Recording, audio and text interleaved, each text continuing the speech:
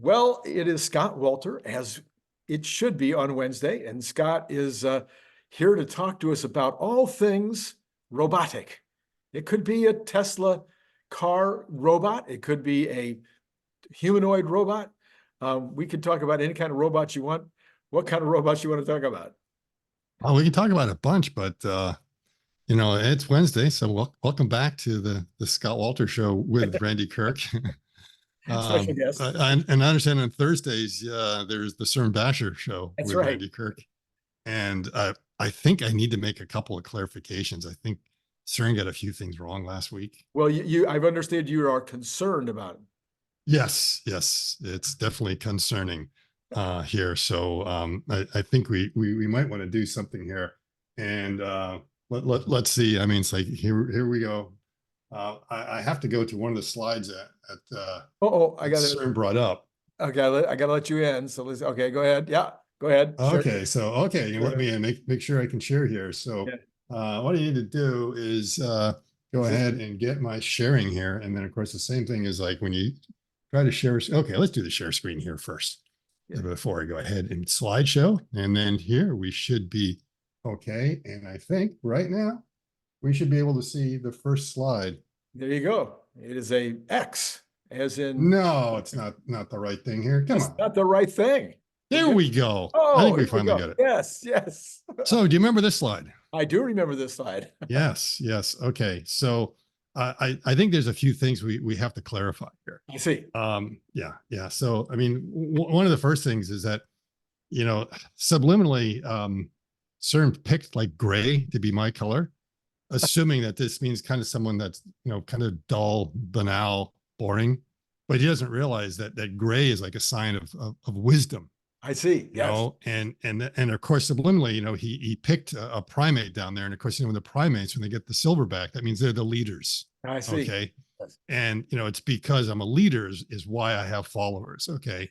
So I think he kind of picked the wrong color there, not realizing what he was doing.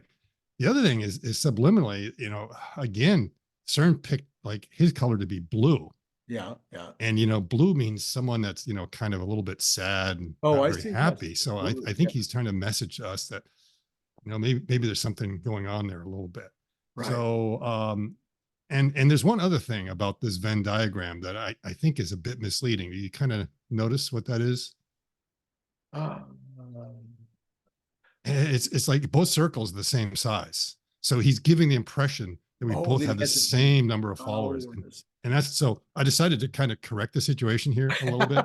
Yeah. So you see, my followers, they tend to all be in kind of the genius category. All right. Yes. And you see, we have basically Cern's followers over here. Now, now the thing we have to clarify here is that, remember, Cern is a ring. It's okay. Cern's a ring. It's not the interior of a circle. So when I talk about Cern's fall, I'm talking about the white. I see. I'm not talking about that's just Cern in there. Okay. And okay. So, because I'm not saying anything about Cern's followers. And again, through this process known as endocytosis, the reality is that Cern's followers are actually inside of my follower group. I see. Yeah. See, that's there. So basically, I lent some of my followers to him, this white ring around here, because, he didn't want Cern to be too blue. So what happened to Elon in all of this? He's completely missing. Okay, well, you remember Cern was like boasting about the fact that someone retweeted or let's say quote posted something of his. Yes. That got a reply to Elon. So he got like the indirect reply from Elon. And I've had those before. I mean, John's reposted some of my stuff that's ended up getting like, a reply from Elon. So he hasn't quite had a direct one, and he's like misinformed. He thinks I only have likes. Well, the reality is that I get a direct reply, from Elon. It wasn't a like, it was actually a reply. Yeah. Okay. Now, unlike Cern, he just made a t-shirt out of his. I mean, come on. So, I mean, so you can be more imaginative. So I'm making a flag. I'm going to be hanging it out in front of the house. Flag. All right, good. By the way, I was very impressed by your list, your FSD approval list. I thought this was It's maybe one of your best ever. This is well, right around here, it's getting close. yeah. Because what you do is you do this trick that you make your spouse think that you're driving. Yeah, right.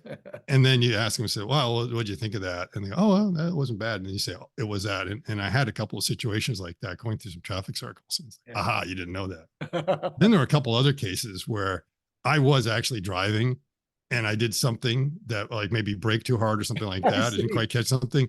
And it's like, turn that thing off. And I'm like, the thing is off. That was me.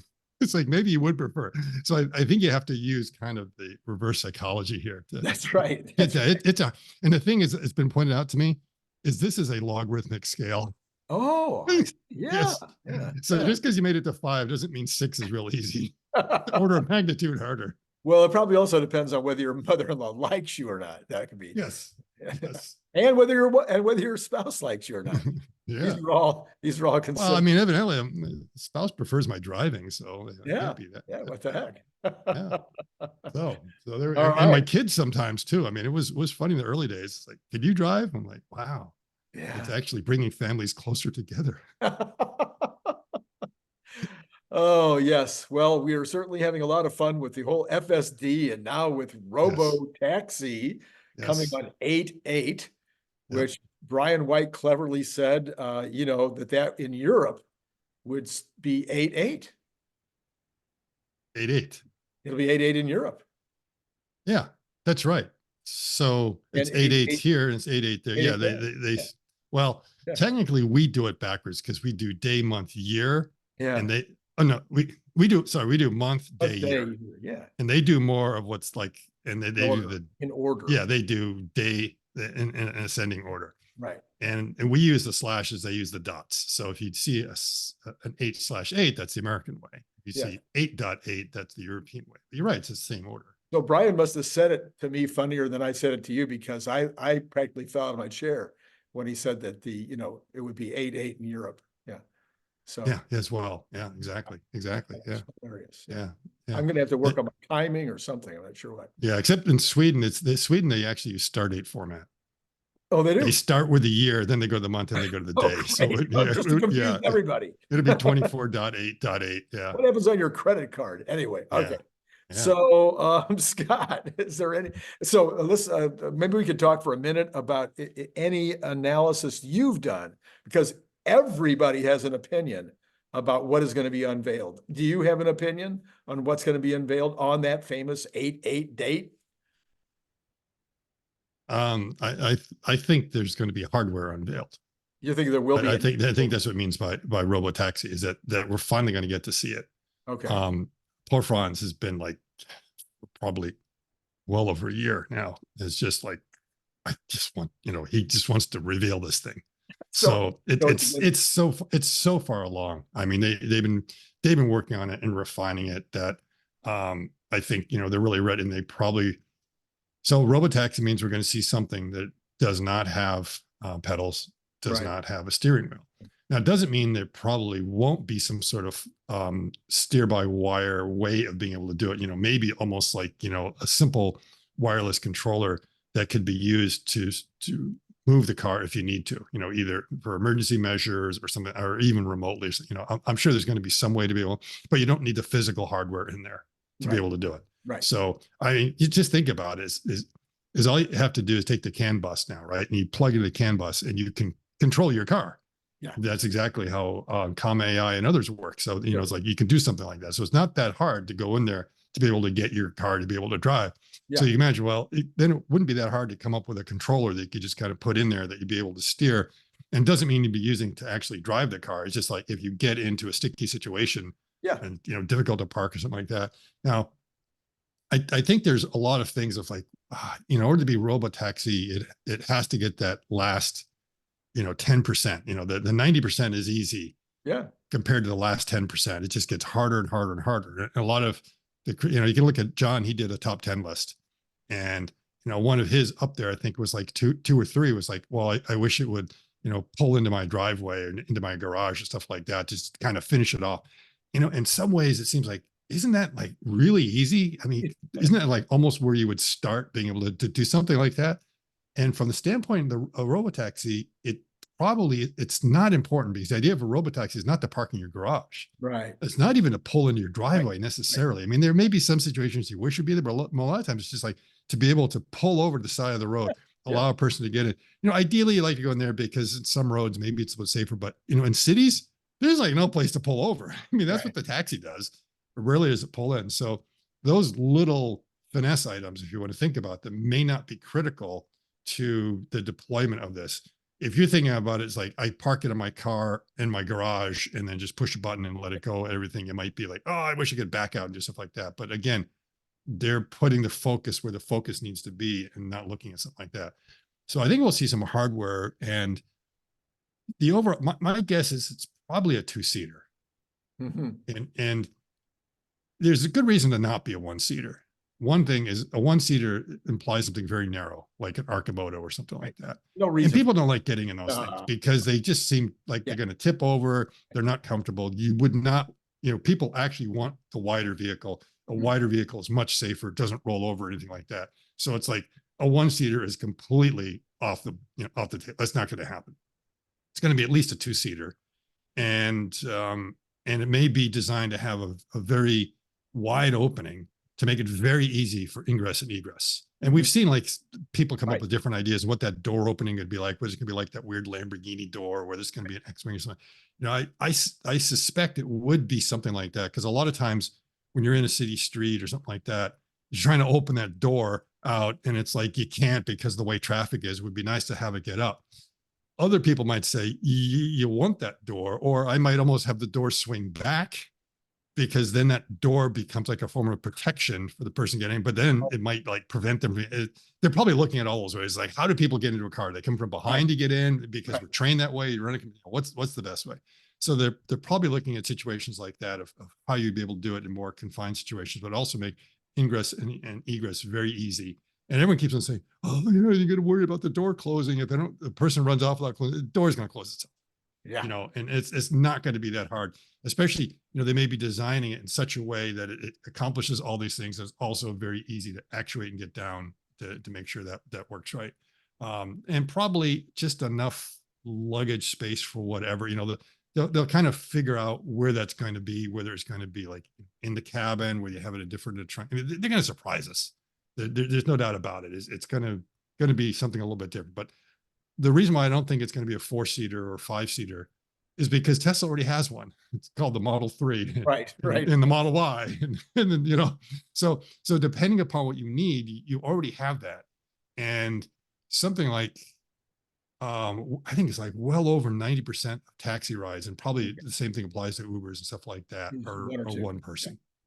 And then you have like the next highest number is 2, and it's like way down there. If it was 90%, there's like, well, then it's maybe like 5%. And then 3 is almost non-existent. And then you see like 4, 5, but those are still very rare. And there's 2 ways of covering it. One is that you have like a Model X, if people really insist on being in there. The other is like, the thing's so darn cheap, you don't have to like share the cab with anyone anymore. You just, if you got 4 people, then just get 2 of these things. And again, there's going to be thousands of Model 3s and Model Ys on the road doing this. Yeah. They're already there. And again, if you take 1 and 2 passengers, I think you're like well over 95% of all rides are like falling in that category. Now, the thing is, that could change, because remember, the way taxis are used and Ubers are used are like kind of these special situations when you don't have a car or you're on the road or something like that.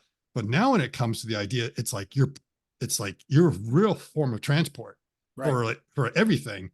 You may see like a rise in this, like, well, we need to have more of these examples of being able to 3 and 4 seaters. But again, I'm saying Tesla has that.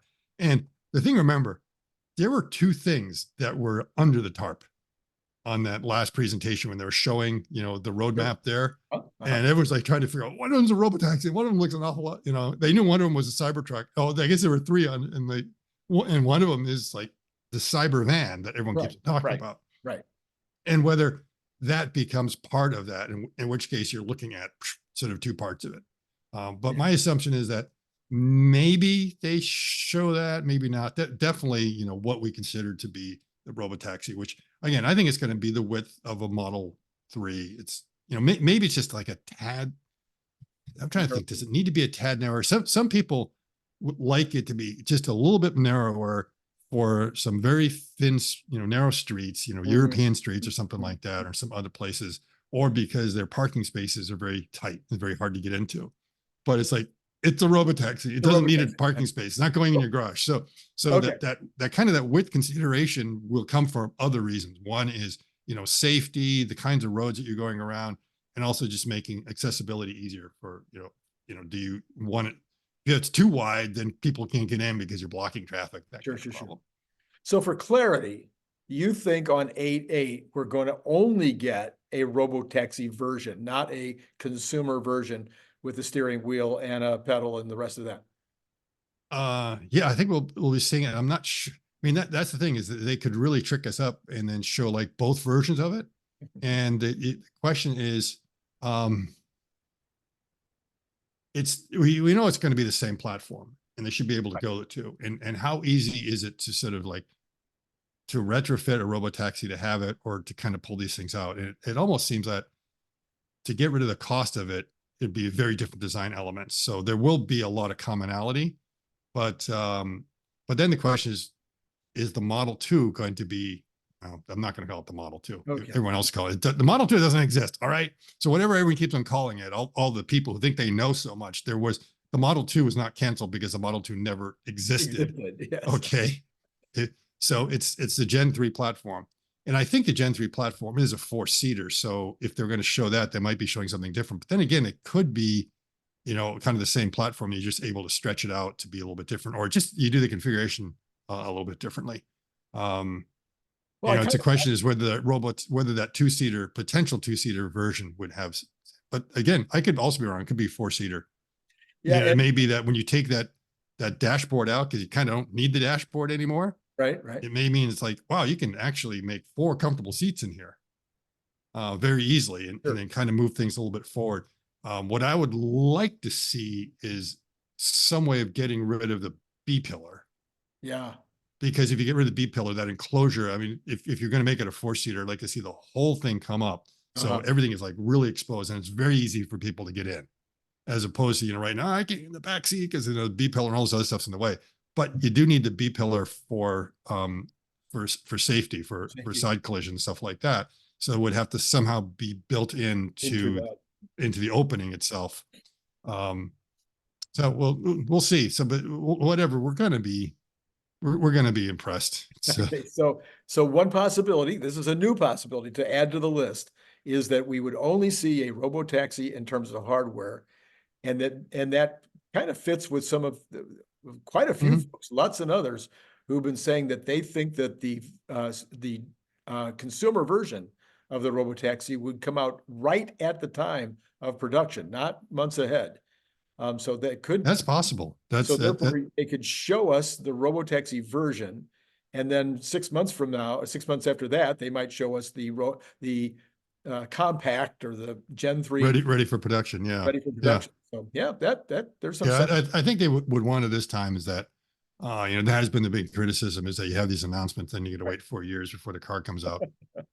Okay, the Model Y was kind of the exception to that it wasn't very long after the Model Y was announced before, it actually was available earlier than everyone expected.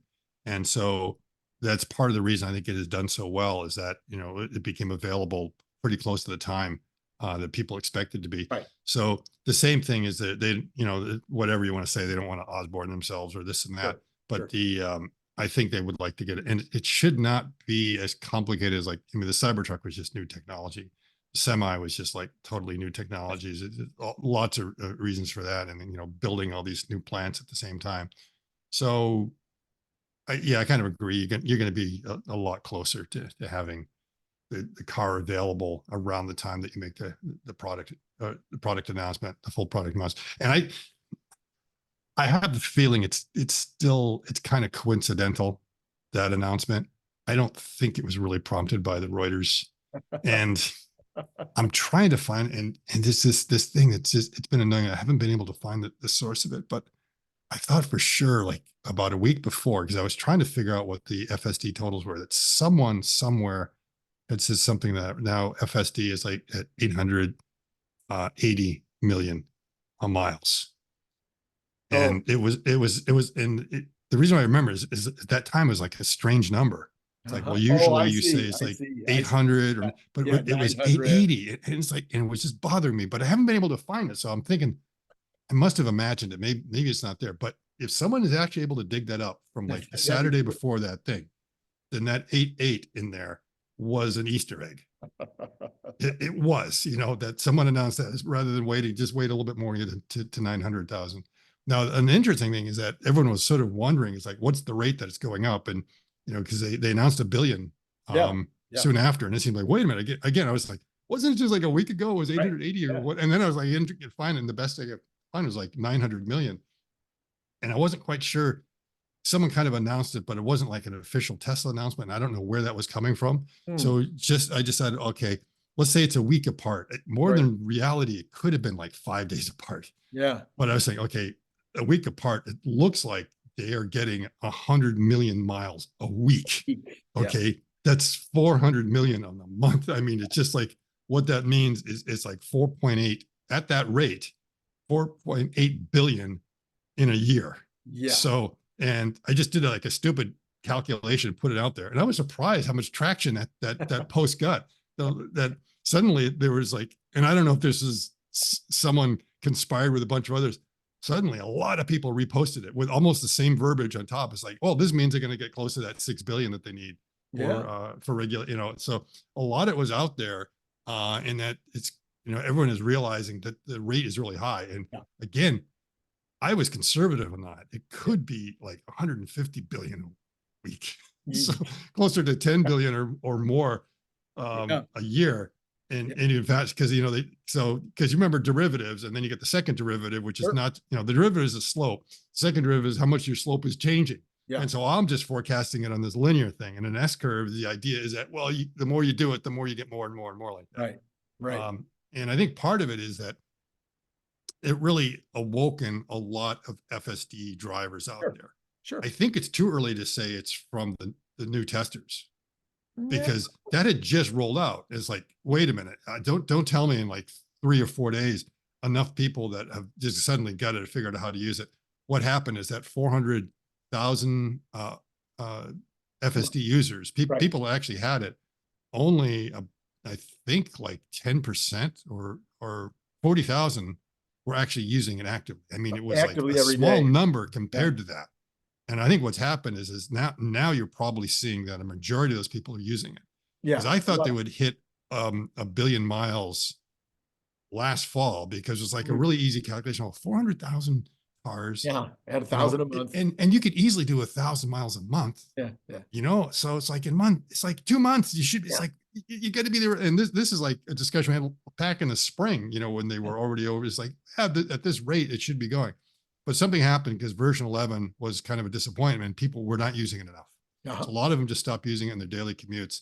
And I even kind of started to fall in that to myself. It's like, I knew what all the problem points were, and I know they hadn't been fixed. So like, I'm not going to go through the pain of this again and again and again. But now I am using it way more, and almost to the point of preferring to use it to myself. And almost, even if I really want to be in control and driving, I kind of prefer to have it on. Yeah. Because it's watching out for me, and it's detecting some things pretty quickly in rather amazing fashion, I would have to say. So it's definitely, I would, anyone has it, just put it on just for safety's sake. Sure, absolutely. So the other side of the coin, of course, is that an unveil of a robotaxi could mean an unveil of the network as opposed to the hardware. So my current favorite, so everybody has a different idea of what that's going to look like, but I thought Dan Ives came pretty close today. He put out a note, and Dan Ives' version was very close to my most recent version, which would be that they will announce that there's an official agreement with Uber for still supervised rides, but basically where just kind of what Whole Mars is doing now. Tell the person that you're going to be doing it on FSD. If they say, no, I don't want it, then they don't have to have it. But so some kind of a deal where there's actually in cahoots with Uber or Lyft or both, maybe even other rideshare. And then maybe same thing for non-Uber members. Of course, you or I could always join Uber and start doing it the very next day, but maybe allowing the entire range of folks that have FSD to get into a Tesla rideshare platform that doesn't include Uber. And same thing, still supervised, and then slowly but surely eliminate the supervision to, maybe it takes a month, maybe it takes 6 months, but start to incorporate the Tesla world into the rideshare world with supervised drivers at first. Thoughts? Yeah, that's possible. I mean, I already know a lot of Uber drivers that are using FSD, and they're not necessarily telling the riders that they're doing it, or at the end, they said, do you realize that whole thing was like driven by, the car itself, and their minds are blown. Right. So right. obviously they're keeping it under control, because of, they're legally obliged. And I'm sure Uber would have some things to say if they get in an accident and they were like looking at their cell phone at the same time. So there is a lot doing it, but there could be like a huge benefit to the data collection there and almost a curation from it. So there are a lot of Tesla drivers, because was it Hertz that allowed people to, I mean, there's something set up that there's a good number of Uber drivers out there that are using Teslas just because it's easier for them to do that. It was already but they probably don't have FSD. That's the thing. It's like, well, wait a minute. So if Tesla is able to come up with something to allow them to use it, because we're talking about data collection. Now, the only question is whether Uber is going to be happy about that. So if an Uber driver has FSD and using themselves, there's nothing they can do about that. They can't prevent Tesla from getting it. The question is if this is something that's going through Uber, like, okay, we're helping them put us out of business. Basically, I don't know. Or it may be a sign that if that's really the case, then it may be a sign that Tesla is not that interested in being the fleet operator. They want others, that you would be sharing the revenue, that they'd find some kind of way, and they might just say someone else's headache. And that might be wise, because, we keep on hearing, what are the best uses of Tesla's cash hoard there besides stock buybacks? And like, they should buy Uber. I'm like, no. I mean, no, it's like $10 billion. That's like, no, 160 for the day. No way. No, or more. It's or 60 billion. It's like, no, 160. 160. That's how much Uber's worth. Yeah. I mean, that's nuts. I mean, there's like, you can, for 160 billion, you can recreate that data yourself for a fraction, whatever the value is. So, well, and you could buy Lyft, and Lyft is only 7 billion. So, if you're I think that's what people said, is just go ahead and buy Lyft. And they should have all the same tech. They would have basically, I mean, that's what you're getting, is you're getting some kind of IP that for some reason is really hard for you to get, or because they have some sort of data. And, Uber drivers, they drive for Lyft as well. Yes, they do. And a lot of them do it because they know that. And if there's something about that, the Uber drivers, there was an advantage for them owning the FSD, they would switch in a heartbeat from Uber to wherever, because they're not employees. Remember, they're all contractors. Right. So they have no reason to have any sense of loyalty to Lyft or Uber. Their loyalty is to themselves. Sure. And whatever's going to serve them the best, they'll move over to that network in a heartbeat. So I do not see any advantage to Tesla spending that amount of money to do something that could probably be recreated pretty easily. So over on the humanoid robot front, we had any startling developments this week in the humanoid space? I wish I could tell you. Oh, you can't tell me. Yes, yesterday, unfortunately, because of the eclipse and other things, I was like out of communication. And Herbert had an interview set up with the CEO of one of the big humanoid bot companies.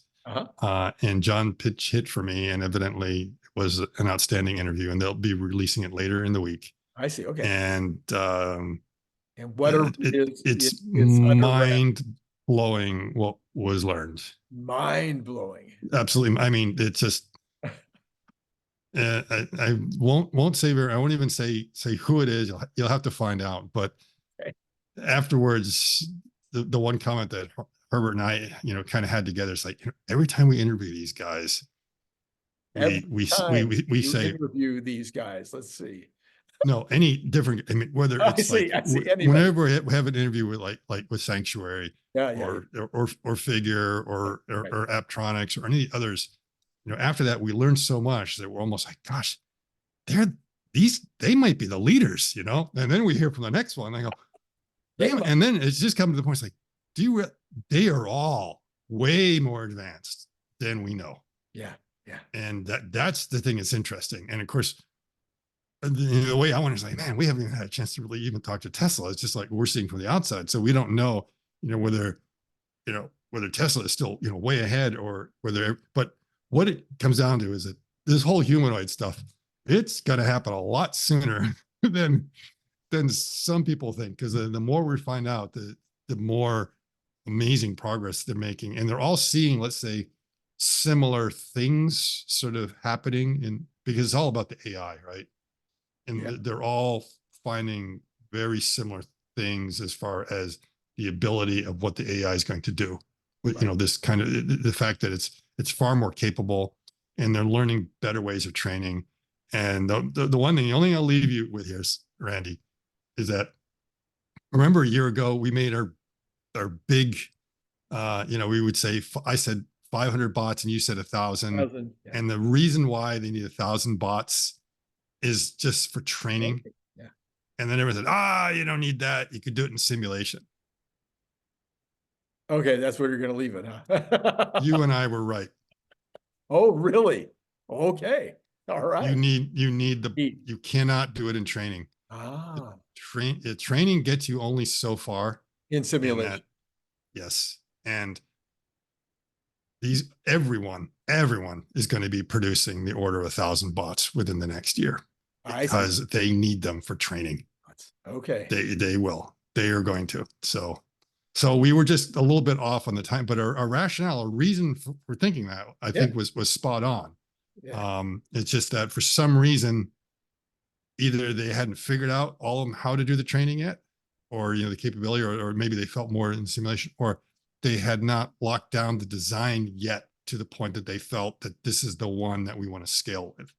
So what will happen is they'll probably all quickly scale to several hundred to 1,000. Right. And then maybe they plateau there for a while they try to get their training. And then once it gets to, then you might see something else. But it seems like all of them are going to have to figure out how to build a horde of bots pretty quickly. Yeah. And as we pointed out last year, it's not that expensive. If they were $50,000 each to build, counting, the hand labor and every other part of it, if they cost 50,000 each and you needed 1,000, you're only talking $50 million. It's not any real money. Anyway, and but wait till you hear the figure that this one's coming up with. The figure that they're coming up with. It's not a slip of the tongue or Freudian slip or anything like that. Don't worry. I'm not talking about, but let's just say that when you see this interview, and they're going to include a dollar amount to make each one. Yeah, we're going to get an idea of what the production cost will be. Wow. Which is a lot of the others are not really saying what their costs are. We know that they're high. Yeah, we've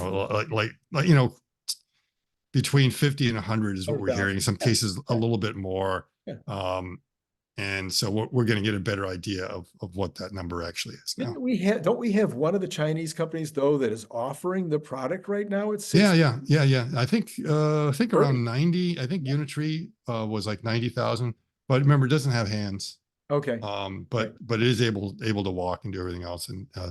And there's also last weekend I had a great interview with Nathan Peterman of Agility, formerly of Agility, and Royden D'Souza, so on Royden's podcast.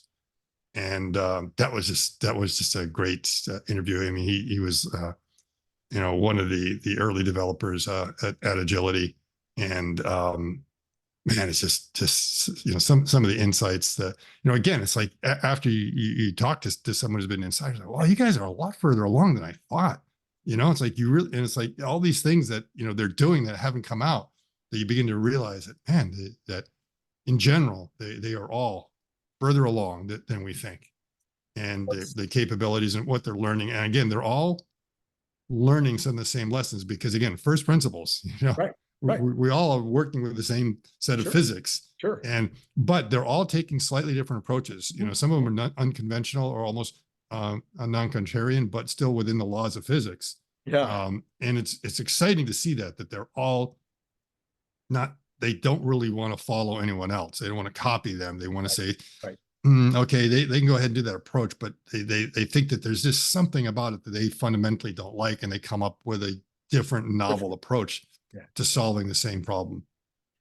So so the All In podcast 3 days ago, they spent a lot of their podcast this time on the humanoid robots, and they were doing a little FUD in this thing. I was kind of surprised. They were talking about, one of them, I can't remember which one, said, well, I think that the humanoid robot in the home is still 7 to 10 years away, and maybe even longer because of the danger of using these. And then they started comparing it to the robotic arms in the factory and how they have to be taped off and fenced off and everything else. And I was thinking to myself, boy, I've been watching these bots now. I don't know how many hundreds of hours of videos I've consumed now watching Teslas and everybody else's. And it'll look very dangerous to me. It seems like if you can cover the sharp edges in the places that you might get, they'll be covered up. This is not your father's robot. Okay. The famous bot that injured a worker in Giga, Texas, that made the big headlines, ever made it sound like it was Optimus. That was a traditional bot, and that was because there were some mistakes made as far as entering the cell when the robot was still active, or they thought the robot was not active, so like that. Yeah, those robots, you don't want to be around them when they're moving. They're going to hurt you, but that's not what's coming in the house. What's coming in the house is something that is related to another type of bots that you are seeing a lot more of, and that they're almost replacing industrial robots in many places, or called cobots. They look like standard arms, and they're about the size of a human arm, just a little bit bigger, and they are explicitly designed that they cannot cause grievous bodily harm. So that's kind of a legal definition there. And they actually go through tests when they were building these cobots, because they have force feedback and everything else, that they can quickly sense if they're bumping into something that they shouldn't be bumping into. They're very soft everywhere. There's no pinch points. I mean, they're really designed that the reason why they're called a cobot is they're collaborative robots that can work next to a human without having to safety fencing. Right. So that means your floor space gets smaller. They're right there. And they have enough sensors on that they will slow down when someone is nearby, and then they will speed up. And even then, their speed and payloads and everything is below a certain level that you cannot get hurt. And there were actually graduate students in Germany that were sitting there allowing themselves to get hit by these things. They get hired. It's like, we're gonna have to come over. It's like, tell us, what we're gonna do. It's like, when does it hurt? Oh, it hurts. Oh, okay. So that's literally how they were determining what were kind of the safety limits for these things. So that's a body of information that's been out there for quite a while and is well known and is what's going to be used. So they're wrong. Not so. Okay. They're yeah. I don't know what they're thinking of the wrong thing. That these bots are not going to be putting you in half Nelsons and doing stuff like that. The biggest concern with the bot is that if it's too heavy and it just loses its balance and falls on you, there could be a concern. Or if it's like picking something up and drops it on you, or if it's like doing patient care. So the idea is that in the hospitals, these things are going to have to be very rigorous to make sure that if they're lifting up a patient and moving them from one table to another, that it doesn't lose its balance or lose power or anything like that. So there's going to be all sorts of safeguards. So it'll be a while it's there, but within the house, they're not going to be going very fast. They're not going to be doing backflips in the living room. They're not going to be walking, really quickly, because they don't need to. Right. They just need to be very stable. And it's just making sure that they don't weigh 300 pounds. If Atlas falls over and hits you, it's going to hurt. Okay. The Gen 1 Optimus, I wouldn't want that thing to fall on me. It would be kind of annoying and stuff like that, but it's not going to kill me. Yeah. Gen 2, I wouldn't, it wouldn't be that bad. I mean, and the thing is, if it put all its weight, all of it fell on you, that's going to hurt. But it's only going to be like part of it that kind of comes down. And hopefully that when it does it, it's trying to not bump into you. It's like when we fall, we try not to land on someone really hard. So I don't think you'd have to worry about that. So what the other thing that they were talking about, of course, is the ongoing question of whether the bots are going to take over and people won't have anything to do. And they were starting to talk, and that's been a big conversation this week with these new music making music. What would you call them? Apps that will Yep. make a song based on based on saying, I would like to have a song in Yeah. the key of C about how I lost my love when I went to jail because I didn't take the train, and make it in a My Ford pickup was broken. My dog was at the vet. Yeah. and then they make these songs, Yeah. and these songs are like outstanding, like Yeah. unbelievably good. And so now they're looking at, the entire music industry being destroyed by these capabilities. And It's there's gonna be some disruption of certain kinds of labor. Overall, of course, I think you and I may have talked about this before. I see it as, creating a lot there's there's opportunity there. huge opportunity. I'm more concerned about, the white collar layoffs from AI Yeah, than from the robotics. right. More again, if you were a welder, your job is fine. Yeah. you can be needed for, and we have robotic welding has going on for a long Oh, time. for a long time. Yeah. There's not just spot welding, but big arc welding robots, stuff like that, because there's never been enough welders to do. And a lot of the welding that has to be done, that's done by these machines, are long, boring welds. I mean, Yeah. they're just like, you really want to be spending out, 8 Yeah. hours just doing the same thing. No. So most human welders, they're doing the finesse welds. They're doing the welds that are very difficult for the Right. robot to get into. And, it's where the skill kind of comes in. So in many cases, the humans are doing the challenging stuff, and then the boring stuff is being done by that. And I don't see there's going to be a lot of professions like that that are not going to be disrupted for a long time by the humanoid bot. Yeah. It's I think again, it's the white collar stuff. Yeah, one at a time repairs of any kind, I think. The electrician that comes to your house, the plumber that comes to your house. I don't see these being disrupted by the bots, because these not for a while. If you're in trades, you're fine. You're fine. I mean, for the longest time, it was just like, oh, you don't want to go into trades. You want to go into, computer programming or something like that. And yeah, when we spoke with Nathan Peterman, he was saying that he knows a lot of guys, because he's kind of he's been doing graduate students, so he's close to a lot of the university students, and a lot of them recently changed their majors that were going to be programmers.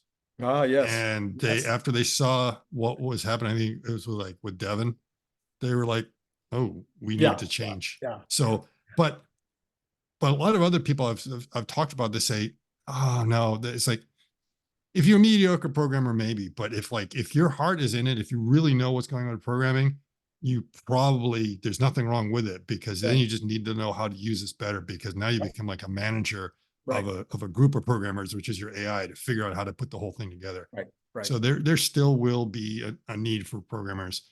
And again, just for attorneys, I mean, if you think about it, from an engineering profession, there are the people that are the PE, the professional engineer, and they're more or less, they're certified to sign off on the drawings and plans and everything else. And there are these other engineers. So with an engineering degree, you can go work for a civil engineering firm and stuff like that, and work on designing a bridge and stuff like that, and say, I'm not even going to think about going for my PE. I don't want that. Now, having a PE means you get paid a little bit more. It's kind of a nice thing to be able to have.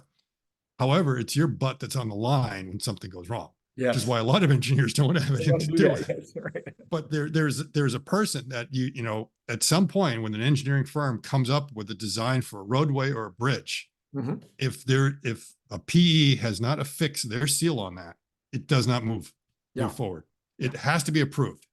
So, and it's going to be the same thing with you can use these AIs to generate stuff. The question is the AI going to have the ultimate responsibility and reliability for it? Is like OpenAI going to be the one that you get to sue when it turns out the contract was wrong? Yeah, exactly. So in the end, there's still going to be human eyes looking at it. And I think David Shapiro has referred to it that there's going to be kind of these statutory law or jobs that will never be replaced by AI, even though for things that could, like a judge, you probably will not have an AI be a judge. some point, people may argue that we probably should, because Good, yeah. it seems like there's inconsistencies with the decisions that you come from, but in the end, people almost prefer. The other thing that I hope they never replace is umpires and referees.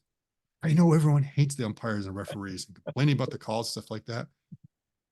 That's what makes the game human. Interesting. Yeah, it's part of what makes the game. It's, no, the bad call, seriously, it's part of the game. It's not that the referees are throwing the game or doing something like that. Yeah. It's the human nature. And it's the fact that they're there. And it's the same thing. I hated artificial turf, right? It's, oh, the artificial, that way you won't have the bad bounce. The bad bounce is part of the game. Yeah. And the shortstop that was able to actually react to the bad bounce. Yes. That was the difference between a good team and a great team, is like how you did it. The good team and the great team was the team that reacted to the bad call. Sure. And I saw teams fold that should have won because they were so obsessed by the bad call. Yeah. It got to their head rather than like sucking it up and going ahead. I mean, you see that all the time. The pitcher that suddenly loses it. Yeah. Absolutely. And then he like beans the guy after that, and then he's like wild there because he's just so upset that he didn't like that ball should have been a strike. And it's like, deal with it. So that's the same thing. Is that there's going to be, so please don't let AI start officiating our game. Maybe you need to for kiddie soccer, because I'll tell you, no one wants to be a referee for the kiddie soccer because the parents are horrible. Okay, but at the professional ranks, no, let's let it be humans. Yes, well, I think you're right. All right, so the big thing then in robotics really right now is about Robotaxi, although we're now looking at 8.8. So I'm guessing that unless there's new news over the next couple of weeks, that the news is going to be 12.4, 12.5, maybe a version 13. Right. That'll be other things coming out. Yes. Whether they start taking some of our, whether Grok gets involved in there, whether you start to have like a verbal interface with it. Yes. There's some of the things that John and I, at some point, you don't know whether you should disengage or not. Yeah. And in many ways, you're missing that last, the March of the Nines. Yeah. You're missing it at the end because some cases it's a dodgy situation and you decide to just get out of it before you even give FSD a chance to try. Sure. And if we don't let FSD skin its knees, something like that, it's not going to improve. And I don't mean like getting into an accident or anything like that. It's like, that's the whole thing. We're trying to avoid that. Right. And part of it is that we don't know what's going on in its head. Right. It's not giving us a play-by-play. Right. And in the end, we are becoming its backseat drivers. Yes. We are, telling it how to drive when maybe it knows how to drive better than we are. It's just that it's not telling us. So if it would describe the situation that's going on, and not all the time, but it'll come up and go, oh, yes, Randy, this is a pretty dodgy situation because I know you've disengaged here before. I know it's very challenging. There's a lot of cars coming from here. There's pedestrians all over. Don't worry, I've got it over there. I'm tracking currently 2 bogeys to the left and 1 to the right, and I'm waiting for them to happen. And like everything is looking good right now. I'm creeping forward just to double check what I'm seeing right here. And I'm going to accelerate in 3, 2, 1, bam. And at that point, you will just say, okay, fine. I'm happy with it. But a lot of times you're just like, why isn't it going? And you'll disengage almost right at the moment that it's actually about to do it. Right. And then you don't know whether it's able to pull off the trick or not. Yeah. So, and you can and it could go both ways. It could go the other way too. It goes both ways. So I think to get the last bit, they need to do something to get us to back off. Now, part of us backing off right now is I trust it way more that I will give it that extra latitude. Yeah. But there's still situations where I'm like, I'm not ready. I'm not really as like, because of the past experience is like, it wasn't so good in here. I'm not going to try it again. And I know how crazy the traffic is. Right. Yeah. So you could literally say, on that last, you got awfully close to the curb, or, did you see that? Did you see that cyclist? So if you're going to be a backseat driver, it'd be way more fun to be a real backseat driver. Probably will. I had this discussion with John, and he was saying that, right now we're disengagements are like the only way to give the frowny face. There was no, I mean, it's like with everything else, we always are getting these surveys on everything now. You can't do anything. I'll get the survey and like, what smiley face do you want to put in here? Right. And you would think that when the car takes a turn, that is like, oh, can I rate that turn? And it's like, there's nothing to rate the turn. I could just say, I disengaged because I didn't like the way you took it. Huh. But if it actually does it really good, I don't know. And I guess it's assuming, well, since you didn't disengage, it must have been good. So that's kind of the contrarian, but still, I would like to have like a rating. And Yeah, John was saying, it's like, well, it's because at that point they needed a sparse training model. They didn't need all that much. yes. But at this point, they are getting to where they could probably start using Ah, a yeah. different data set with far more nuanced information about what Ah. was good or bad, that you could start actually critiquing it of what you like. Things like, yeah, you were a bit close on the curb there. I'm not so happy with that. Or, the curb rash, Yeah. please. Yeah. Please. Yes, I'm a little uncomfortable when you get that close to the parked cars. Could you kind of Yeah, just a little bit? yeah, yeah. All right, Scott. Well, I think we'll leave it at that. It sounds like obviously the progress is amazing. It's kind of almost at the level of science fiction that we are so close to having these products and these services, if you will. So, but we'll re-engage next Wednesday and see what's happened in the interim, and I'm sure we'll have bunches of new things to talk about. Yeah, So, absolutely. So all right. Well, thank you see for you next week. thank you for being on as always, and to all of you out And there. you'll have my Cern rebuttal probably next week too. Yes, I'm sure. And Cern will have his rebuttal this He's week. going to rebut what I just I'm said sure tomorrow. that there will be something about Canada. I don't know, might be in there. Maybe we should. Well, he was wrong about he said I only said there were 9 provinces. You I said said 10. 10. I And went that was back, still I wrong. listened to the tape. I said 10 and I thought 2 territories. And then I just didn't realize that territory, one of them split in 2. surely there must be something that you could make a joke about New Zealand that would get, a whole new set of things going. So Yeah. yeah. Yeah. Yeah. I'd have to get my Wellingtons on and go out in the rain. Something like that. All right, Scott, thanks so much. And to all of you out there, it's been great talking to you.